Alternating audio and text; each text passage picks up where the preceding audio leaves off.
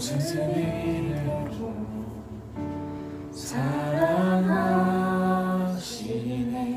연약한 그대로 사랑하시네. 나의 모든 발걸음 주가 하시나니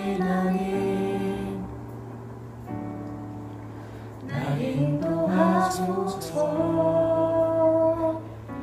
내 모습 이대로 사랑하시네. 연약한 그대로 사랑하시네. 나의 모든 발걸음 주가 하시나니 날 인도하소서. 주의 날개 아래 거하는 것, 주의 임재 안에 거하는 것, 나의 가장 큰 소망, 나의 가장 큰 은혜, 주와 함께 동행하느니.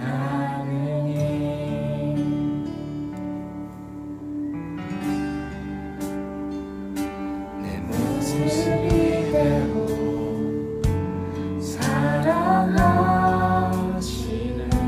연약한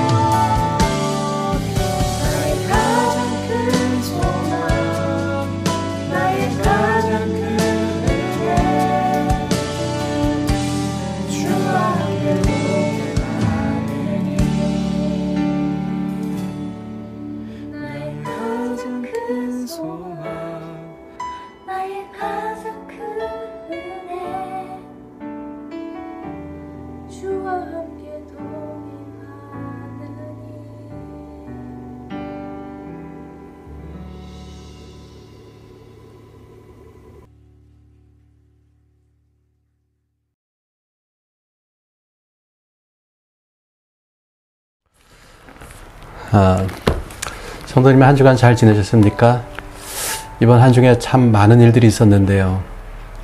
우리 또 많은 분들이 코로나와 폐렴으로 인해서 고생하고 계시고, 또 이번 주간에는 또 세상을 떠나신 선교사님도 계셨는데,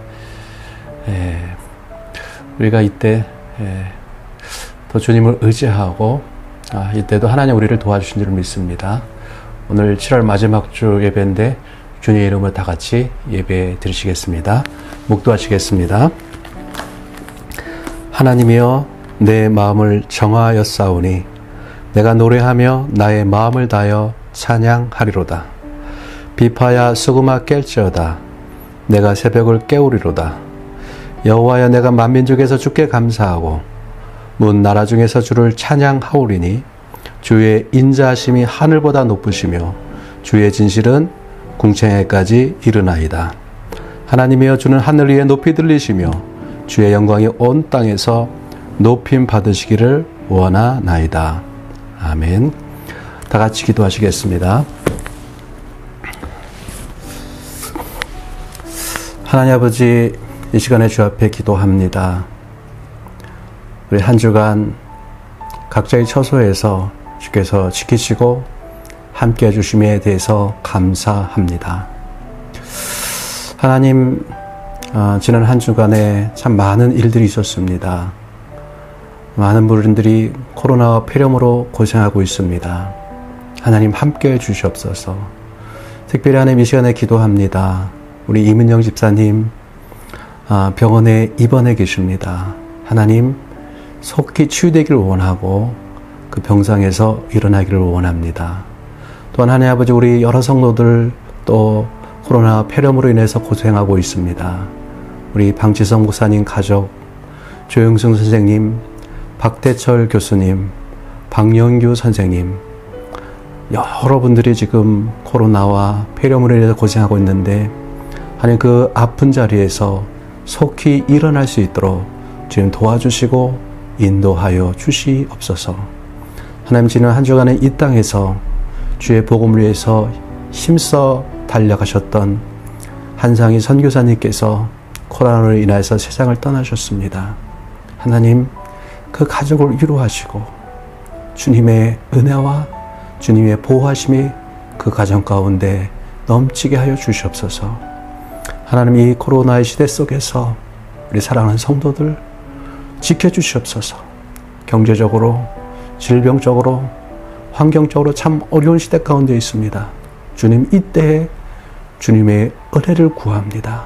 주님의 보호하심을 구합니다. 당신의 그 큰 날개 밑으로 우리를 인도하여 주시옵시고 당신의 그 손으로 우리를 보호하시고 지켜주시옵소서. 하나님 아버지, 또한 한국으로 나가는 또 여러 성도들이 있습니다. 한국에 나가서 지내는 모든 시간들 가운데 주께서 함께하여 주시고 보호하시고 지켜주셔서 한국에서의 모든 삶 가운데 주님의 동행하심과 인도하심이 넘치게 하여 주시옵소서. 필요한 모든 것을 공급하여 주시옵시고 또한 쉴 자리와 거처할 모든 것을 주께서 예비하여 주시옵소서. 하나님, 이 땅 기르기지를 위해서 기도합니다. 하나님, 코로나로 인해서 너무나도 어려운 사람들이 많이 있습니다. 이 코로나, 이 시대가 빨리 끝날 수 있도록 도와주시옵시고 사람들의 삶이 정상적으로 돌아갈 수 있도록 좀 도와주시고 인도하여 주시옵소서. 하나님, 이 예배드리는 우리 모든 성도들 영상으로 비록 예배드리지만은 주께서 그곳에 임재하시고 함께하시고 역사하여 주시옵소서. 감사를 드리고 예수님의 이름으로 기도드려 싸움나이다. 아멘. 아멘.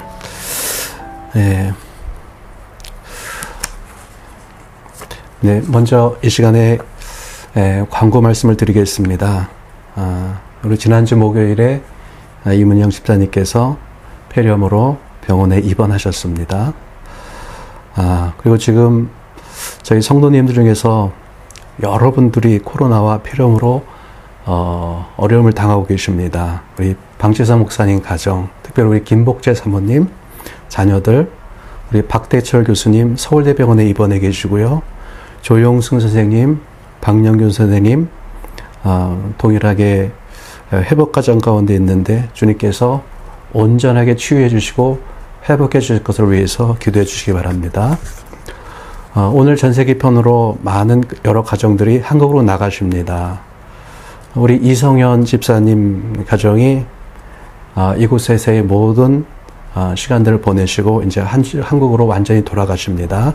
한국에서의 또 새로운 시작을 위해서 주께서 함께 하시고 인도하시도록 기도해 주시기 바라고, 우리 도현미 사모님, 박수범 집사님, 임성애 집사님과 가족들, 우리 선명수 사모님 오늘 한국으로 나가시는데 한국에서의 모든 시간들 가운데 주님의 은혜가 함께 해 주실 것을 위해서 기도해 주시기 바랍니다. 우리 하나님 말씀 보시겠습니다. 하나님 말씀은 갈라디아서 3장 1절에서 6절 말씀입니다. 갈라디아서 3장 1절에서 6절 말씀입니다. 제가 봉독해 드리겠습니다. 어리석도다 갈라디아 사람들아, 예수 그리스도께서 십자가에 못 박히신 것이 너희 눈앞에 밝히 보이거늘 누가 너희를 꾀더냐. 내가 너희에게서 다만 이것을 알려 하노니 너희가 성령을 받은 것이 율법의 행위로냐 혹은 듣고 믿음으로냐. 너희가 이같이 어리석으냐. 성령으로 시작하였다가 이제는 육체로 마치겠느냐. 너희가 이같이 많은 괴로움을 헛되이 받았느냐. 과연 헛되냐. 너희에게 성령을 주시고 너희 가운데서 능력을 행하시는 이의 일이 율법의 행위에서냐 혹은 듣고 믿음에서냐. 아브라함이 하나님을 믿음에 그것을 그에게 의로 정하셨다 함과 같으니라. 아멘. 불교의 고승 중에 터너라는 스님이 있습니다. 그분이 그런 말을 했어요. 기독교가 초등학교라면은 불교는 대학이다 라고 얘기를 했습니다. 불교의 체계가 훨씬 더 깊다는 것이지요. 불교에서 추구하는 것이 무엇입니까? 해탈을 해서 부처가 되는 것입니다. 제가 이번에 한국에 있을 때 울진에 있는 불영사라는 절을 방문한 적이 있습니다. 이 절은 신라의 유명한 고승인 의상대사에 의해서 세워졌는데 약 1400년 정도 된 아주 오래된 절입니다. 상당히 규모가 큰 절이었습니다. 그런데 절을 관람할 때 많은 건물들 앞에 관람 금지 표시가 있었습니다. 그 밑에 이곳은 스님들이 수도 중이니 조용히 해주십시오라는 글이 적혀 있었습니다. 제가 느낀 것은 스님들이 참 열심히 수도 생활하는구나라는 것을 느꼈습니다. 이렇게 열심히 수도 생활하는 이유가 무엇입니까? 번뇌를 잊고 득도하기 위해서입니다. 이렇게 해서 구원을 얻고자 하는 것입니다. 그것을 위해서 수많은 경전을 읽고 참선을 하고 수도의 용맹정진을 하는 것이지요. 그런데 탄호 스님이 보기에 기독교의 이 구원이 너무 쉽다고 생각한 것입니다. 예수를 믿으면 구원을 얻는다. 뭐야 이게? 너무 쉽잖아. 그래서 기독교를 초등학교로 비유한 것이지요. 반면에 불교에서 말하는 구원을 얻기 위해서는 끊임없이 수도하고 노력해야 되기 때문에 불교를 대학에 비유한 것이지요. 그런데 이와 비슷한 일이 본문에 등장하는 갈라디아 교회에서 일어났습니다. 먼저 갈라디아 교회가 어떤 교회이고 그곳에서 어떤 일이 일어났는가를 잠시 살펴보겠습니다. 사도행전 13장에 보면은 안디옥 교회에 여러 명의 지도자들이 있었습니다. 성령께서 두 사람을 따로 세우라고 명령하셨습니다.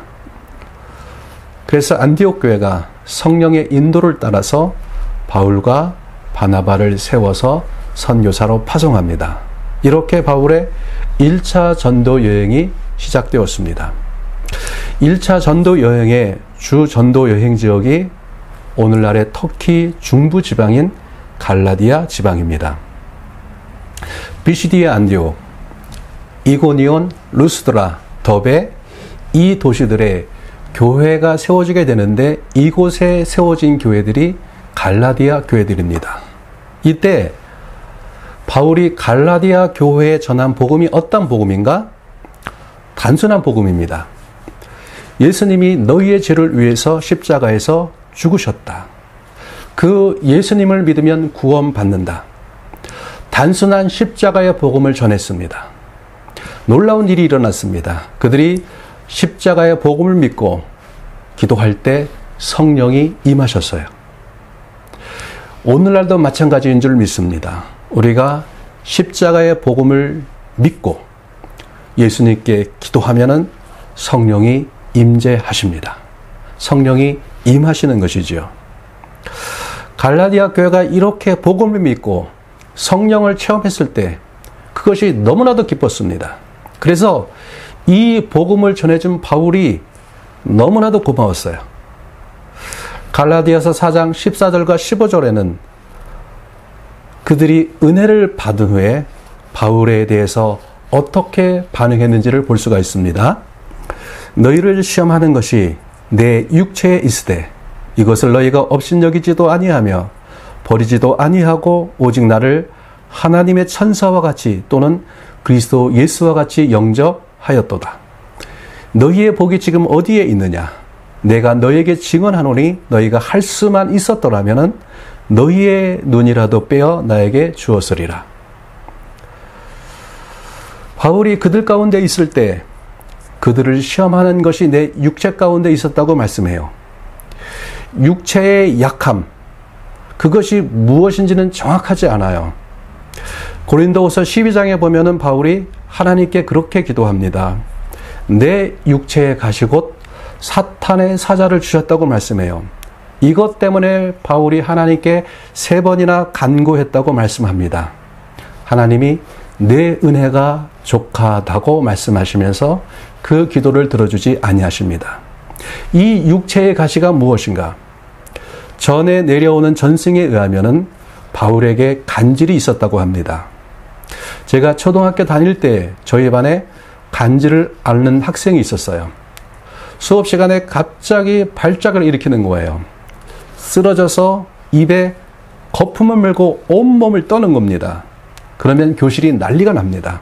아이들이 그냥 신기해서 난리가 나는 것이죠. 설교하다가 갑자기 바울이 발작을 일으킨다고 생각해 보세요. 난리가 나는 거예요. 예배되는 그 자리가 난리가 나는 거예요. 복음을 전하는 자가 그렇게 될 때 덕이 되지 않습니다. 이것이 바울에게 얼마나 큰 핸디캡이 되었겠습니까?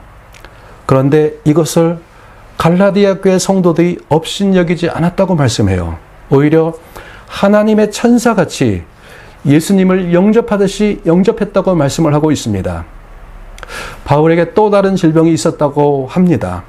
안질이라고 합니다. 할 수만 있으면 너희가 너희 눈을 빼어서라도 주었을 것이라고 말씀하고 있어요.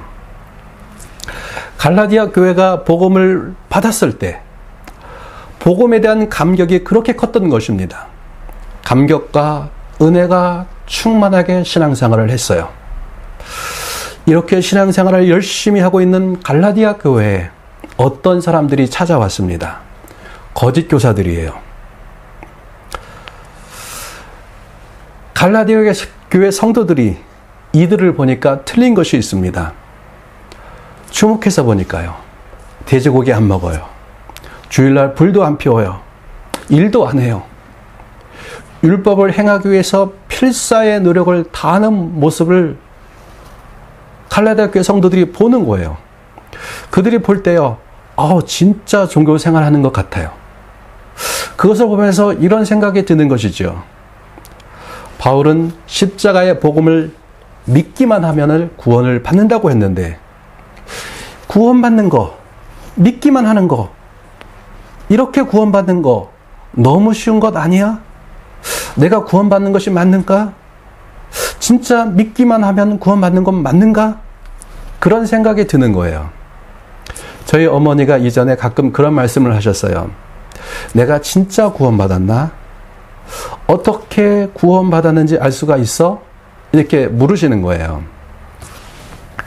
그때 그런 말씀을 해드렸어요.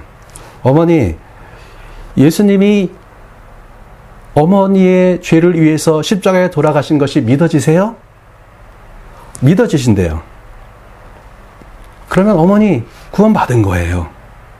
그런데 의외로 많은 사람들이 내가 구원받았는지 헷갈려해요. 구원받은 것 같기도 하고 아닌 것 같기도 하고 아리송해요. 그때 거짓 교사가 한마디 툭 말하는 거예요. 믿는 것만으로는 안 돼. 할례를 받아야 돼. 율법을 행해야 돼. 거짓 교사들을 보니까요, 열심히 율법을 지키고 있어요. 마음이 흔들리는 것이죠. 그래서 그들이 예수 그리스도를 믿음으로만 구원을 받는다는 이 말씀에서, 이 복음에서 떠나 이제 율법을 행하기 시작합니다. 이것이 갈라디아 교회의 모습이었어요. 그들을 향해서 바울은 오늘 본문 1절에서 이렇게 말씀하고 있습니다. 어리석도다 갈라디아 사람들아, 예수 그리스도께서 십자가에 못 박히신 것이 너희 눈앞에 밝히 보이거늘 누가 너희를 꾀더냐. 이런 거예요. 이 바보 같은 자식들아, 너희가 지금 얼마나 어리석은 행동을 하고 있는지 아느냐? 예수님의 십자가가 너희 앞에 있지 않느냐? 너희의 구원의 길을 완벽하게 여신 십자가가 너희 앞에 있지 않느냐? 누가 너희를 꾀더냐? 너희가 어리석어서 이 꾀임에 넘어갔구나. 계속해서 2, 3절에서 이렇게 말씀하세요. 내가 너희에게서 다만 이것을 알려 하노니 너희가 성령을 받은 것이 율법의 행위로냐 혹은 듣고 믿음으로냐. 너희가 이같이 어리석으냐? 성령으로 시작하였다가 이제는 육체로 마치겠느냐. 생각해봐라. 너희가 성령을 받지 않았느냐? 너희가 성령을 받을 때 어떻게 받았느냐? 그들이 율법을 따라 살 때 성령을 받았나요? 아니에요. 복음을 듣고 믿을 때 성령을 받았어요. 성령으로 인해서 예수님을 시인했고 구원을 받았고 하나님의 자녀가 되었습니다. 이렇게 성령의 은혜를 따라 믿음으로 살아가는 그들에게 거짓 교사들이 들어왔어요. 율법과 할례가 구원의 조건이라고 얘기하기 시작한 것입니다. 그들이 이 가르침을 받아들였습니다. 이제 그들이 믿음의 길을 떠나서 율법을 따라 살기 시작합니다. 이렇게 믿음에서 율법으로 돌아가는 것은 성령으로 시작하였다가 육체로 마치는 어리석은 일이었습니다. 그래서 바울이 너희가 성령으로 시작하여 육체로 마치느냐? 그래서 어리석도다 갈라디아 사람들아 라고 외치고 있는 것이지요. 그러면서 바울은 본문 3장 6절에서 아주 중요한 가르침을 주고 있습니다. 복음의 정수와 같은 말씀입니다. 제가 읽겠습니다. 아브라함이 하나님을 믿음에 그것을 그에게 의로 정하셨다 함과 같으니라. 의를 얻는다, 의롭게 된다는 것은 굉장히 중요합니다. 의를 얻는다는 것은 다시 말해 구원을 받는다는 것입니다. 여기서 이렇게 말씀하세요. 아브라함이 하나님을 믿음에 그것을 그에게 의로 여기셨다고 말씀해요. 왜 아브라함이 하나님을 믿는 것을 의로 여기셨는가? 여러분, 의로운 사람 하면 어떤 생각이 드시나요? 바르게 사는 사람? 정직한 사람? 선한 사람? 그런 생각이 들지요. 그런데 성경이 말하는 의의 개념은요, 관계적이에요. 혼자 사는 의로운 행동을 하는 것, 이것이 아니에요. 관계 안에서의 의입니다. 예를 들어 볼게요. 제가 작년 봄에 어떤 선교사님의 부탁을 받아서 손님들을 수파라투가 있는 곳까지 가이드를 해드렸어요. 무척 아름다웠습니다. 함께 가신 분들이 감탄을 일으키셨어요. 그런데 제 차가 내려오는 도중에 날카로운 돌에 찔려서 타이어가 뻥크가 난 거예요. 제 차에 있던 스페어 타이어도 문제가 있었습니다. 타이어를 바꿀 수가 없는 거예요. 난감하더라고요. 그래서 비시케 시내에 있는 분들에게 급히 전화를 드렸습니다. 그런데 마침 제 차가 펑크난 곳에 가까운 곳에 타이어를 고칠 수 있는 곳이 있었어요. 그래서 타이어를 고쳐서 내려올 수가 있었는데요. 이렇게 생각해 보았으면 좋겠어요. 제가 비시케에게 연락을 드려서 누군가가 그 산소까지 수고하여 타이어를 고칠 만한 것을 가지고 왔어요. 그러면은 그 사람은 제게 의를 행한 것이 되는 것입니다. 그런데 타이어를 고칠 만한 것을 가지고 오기로 하고 오지를 못했어요. 그러면 그 사람은 내게 의를 행하지 못한 거예요. 의의 개념이 관계 안에서라는 것입니다. 의의 개념을 잘 설명해 주는 것이 언약입니다. 창세기 15장 1절에서 6절을 제가 읽어보겠습니다. 이후에 여호와께서 말씀이 환상 중에 아브라함에게 임하여 이르시되 아브라함아 두려워하지 말라. 나는 네 방패요 너의 지극히 큰 상급이니라. 아브라함이 이르되 주 여호와여 무엇을 내게 주시려 하나이까. 나는 자식이 없사오니 나의 상속자는 이 다메섹 사람 엘리에셀이니이다. 아브라함이 또 이르되 주께서 내게 씨를 주지 아니하셨으니 내 집에서 길린 자가 내 상속자가 될 것이니이다. 여호와의 말씀이 그에게 임하여 이르시되 그 사람이 내 상속자가 아니라 내 몸에서 날 자가 내 상속자가 되리라 하시고 그를 이끌고 밖으로 나가 이르시되 하늘을 우러러 무뼈를 셀 수 있나 보라. 또 그에게 이르시되 내 자손이 이와 같으리라. 아브라함이 여호와를 믿으니 여호와께서 이를 그의 의로 여기셨다고 말씀합니다. 1절에 보면은요, 하나님이 아브라함에게 나타나세요. 하나님이 갑자기 나타나시니까 아브라함이 놀랄 것 아닙니까? 하나님이 말씀하시죠. 아브라함아 두려워하지 말라. 나는 내 방패고 내 상급이라고 말씀하세요. 근데 2절에 보면은요, 아브라함이 기분이 별로 안 좋은 것 같습니다. 여호와여 내게 무엇을 주려고 하십니까? 나는 자식이 없습니다. 내 상속자는 다메섹 사람 엘리에셀입니다라고 대답합니다. 이런 느낌의 대답이에요. 하나님 무엇을 주시려고요? 그런데 주셔야 뭐합니까? 소용없어요. 하나님이 내게 아무리 많이 주셔도 나에게는 상속자가 없습니다. 나에게는 자식이 없습니다. 내 상속자는 다메섹 사람 엘리에셀입니다. 엘리에셀은 아브라함의 많은 종들 중에 한 사람이었던 것 같습니다.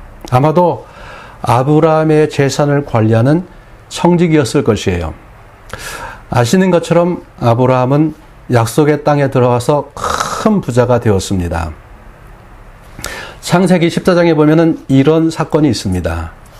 그돌라오멜 왕을 중심으로 한 네 나라의 연합군이 소돔을 중심으로 한 5나라의 연합군과 싸워서 이기게 됩니다. 많은 사람들을 포로로 잡아갑니다. 소돔에 살고 있던 아브라함의 조카 롯도 포로로 잡혀가게 되지요. 이때 아브라함이 자신의 집에서 훈련시킨 318명의 사람들을 끌고 쫓아갑니다. 그돌라오멜의 군대를 깨뜨리고 조카 롯을 구해옵니다. 318명의 사람들, 아브라함의 집에 있었던 종들인 것이죠. 아브라함에게 이렇게 많은 종들과 재산이 있었어요. 이 모든 것을 관리해 준 충성된 자가 엘리에셀이었을 것입니다. 그래서 아브라함은 이 엘리에셀을 상속자로 세우겠다고 생각했던 것 같습니다. 그러나 아들이 아니에요. 아브라함의 마음에는 이런 마음이 있었던 것이죠. 지금 내게 많은 재산이 있어요. 그런데 하나님 또 주시려고요? 주시면 뭐합니까? 이 재산을 물려줄 자식도 없는데요. 그러니까 하나님이 4절에서 말씀하세요. 그 사람은 내 상속자가 아니야. 내 몸에서 날 사람이 내 상속자가 될 것이야 라고 말씀하세요. 그리고 아브라함을 장막 밖으로 데리고 나가십니다. 말씀하시죠. 하늘을 봐라. 별들을 셀 수 있나 봐라. 요즘은 대기도 오염되고 빛도 많아져서 어떨 때는 하늘의 별들을 정말 셀 수 있을 것 같습니다. 그래서 사람들이 여름이 되면은요, 3,000m 고지에 있는 송쿨에 많이 가는 것을 보게 돼요. 이유 중에 하나가 별 보러 가는 거예요. 송쿨 갔다 오신 분이 그런 말씀을 하세요. 밤에 하늘을 보는데 하늘에 별들이 빽빽하게 차서 별이 너무너무 많아서 무서울 정도였다고 합니다. 그렇게 별들이 그곳에 많지요. 아마 아브라함이 살던 그 시대에 광야 지역에서 바라보는 밤 하늘이 이와 같았을 것 같아요. 하늘에 꽉 차 있는 별들, 셀 수가 없는 것이죠. 그것을 보게 하신 후에 하나님이 말씀하십니다. 내 후손이 이와 같겠다고 말씀하세요. 근데 6절에 보면은요, 아브라함이 이것을 믿었다고 말씀하십니다. 하나님이 그 믿음을 의로 여기셨습니다. 하나님과 아브라함의 관계 안에서 하나님이 말씀하셨고, 그 말씀하신 것을 아브라함이 믿었습니다. 그것을 하나님이 의로 여기셨습니다. 그러면은 아브라함이 의롭게 되기 위해서 무엇만 하면 됩니까? 아브라함은 믿기만 하면 되는 거예요. 하나님이 내 자손이 하늘의 별과 같이 되겠다고 하셨어요. 약속하셨어요. 이렇게 일하시는 분은 하나님이신 것이죠. 아브라함의 입장에서는요, 믿기만 하면 되는 거예요. 이 일 후에 하나님이 무엇을 하십니까? 아브라함에게 아브라함아, 암소와 암염소와 순양과 비둘기를 가져와. 그리고 짐승들을 잘라서 쪼개 놓으라고 하십니다. 아브라함이 짐승들을 잡아서 쪼개 놓습니다. 쪼갠 고기 사이로 회fun을 형상을 하신 하나님께서 지나가십니다. 그리고 말씀하시죠. 애굽강에서 큰 강 유브라데까지 내 후손에게 주시겠다고 말씀하십니다. 우리가 잘 알고 있는 내용이에요. 하나님이 쪼갠 고기 사이를 지나가시며 언약하신 것입니다. 언약을 히브리어로 베리트라고 합니다. 사르다, 쪼개다라는 말이에요. 왜냐하면 고대의 언약은 언약의 두 당사자가 쪼갠 고기 사이로 지나가면서 언약했기 때문입니다.